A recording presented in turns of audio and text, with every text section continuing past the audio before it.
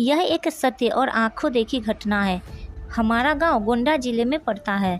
यह उस समय की बात है जब गांव में 18-19 साल की उम्र में सब लड़कों की शादी कर दी जाती थी। उनमें से एक मेरा मित्र रमाकांत भी है। उसकी शादी 3 साल पहले हो चुकी थी और अब उसका गौना भी आ गया था। उसकी बीवी बहुत निडर थी। इसको मैं निडर इसलिए बता रहा हूँ कि उसकी निडरता एक दिन बहुत भारी पड़ गई थी। 3-4 साल पहले तक गांव की अधिकतर औरतें सुबह सुबह उठकर लोटा लेकर नित्य क्रिया के लिए कोई खेत में तो कोई खुले मैदान में जाती थी। वो भी जब गांव के पुरुष लोग सो रहे हो तब जाती थी। कुछ दिन बीत गया तो अब रमाकांत को एक सुंदर सी बेटी हुई। बेटी अभी 8 महीने की थी। उस समय उसकी बीवी सुबह सुबह अकेले उठकर खेत में चली गई और अपने सासू माँ को या फिर अपनी जेठानी को भी नहीं जगाया। वह अकेले ही चली गई क्योंकि वह बहुत निडर थी। लेकिन उस समय वह न तो हाथ में चक्कू और ना ही माचिस लिया। जिस घर में बच्चा पैदा होता है उसके 1 साल तक उस घर की औरत को बाहर निकलने नहीं भेजा जाता, वह भी सुबह सुबह बिना किसी को साथ लिए, क्योंकि उस औरत पे भूत प्रेत इन लोगों का साया जल्दी पड़ता है। लेकिन वह अकेले चली गई थी।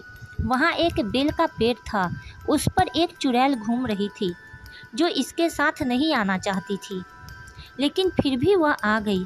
जब रमाकांत की औरत खेत से आई तो लोटा फेंककर पलंग पर बैठकर गाना गाने लगी। बगल में ही खाट पर लेटी उसकी बच्ची जोर जोर से रोने लगी, लेकिन वह तो गाने में व्यस्त थी इसलिए उसे सुनाई नहीं दिया। इतना देखकर रमाकांत चिल्लाने लगा कि बेटी को उठाओ, क्या तुम्हें सुनाई नहीं दे रहा है कि वह रो रही है? फिर भी बीबी ने जवाब नहीं दिया। तब तक रमाकांत की भाभी आ गई और वह समझ गई कि यह कौन है और रमाकांत को इशारे किया कि जाओ दादाजी को बुला लाओ। इतना सुनते ही रमाकांत समझ गया कि मेरी बीबी के ऊपर कोई चुड़ैल साया है। तभी भाभी ने दादाजी का नाम लिया। तब तो रमाकांत पलंग पर बैठकर दादागिरी झाड़ने लगा और बोला कि तुम कौन हो, यहाँ पर क्यों आई हो, क्या तुम मुझसे शादी करना चाहती हो? तब तक गांव की कुछ औरत और कुछ पुरुष मजा लेने के लिए इकट्ठा हो गए। चुड़ैल ने कहा कि मुझसे तुम्हें क्यों दिलचस्पी हो रही है, क्यों मुझसे शादी करने के लिए आतुर हो? तो रमाकांत झट से बोला कि मैं कुछ काम धंधा तो करता ही नहीं, लेकिन अगर तुम साथ रहोगी तो धन दौलत लाती रहोगी। चुड़ैल ने हंसकर बोला ऐसा कुछ नहीं होता, हमारे में भी कोई ना कोई मुखिया जरूर होता है जो धन दौलत की रखवाली करता है। तुम चाहो तो हमारी दुनिया में चलो, तब मैं तुम्हें सब कुछ दूंगी, पर अभी नहीं क्योंकि तुम जीवित हो। रमाकांत समझ गया कि अब मेरे हाथ कुछ नहीं आने वाला है, तो उसने बोला कि ब्राह्मण परिवार में आते हुए तुम्हें डर नहीं लगता?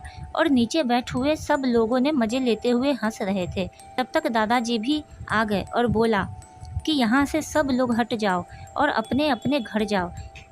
इतने में रमाकांत की बीवी भी पलंग से नीचे उतरकर सर पर पल्लू डाल लिया और चुड़ैल भी चली गई। तब रमाकांत मन ही मन बड़बड़ाने लगा, इनको भी अभी आना था, अगर थोड़ी देर बाद आते तो क्या पता मैं भी माला माल हो जाता। बेचारा रमाकांत बहुत दुखी हो गया। रमाकांत के दादाजी ने अपनी बहू को झाड़ फूँक किया और थोड़ी ही देर में उसकी बहू ठीक हो गई। फिर उसके बाद से उसके घर में शौचालय बनवाया गया। अब उसके घर की औरतें बाहर नहीं जाती है।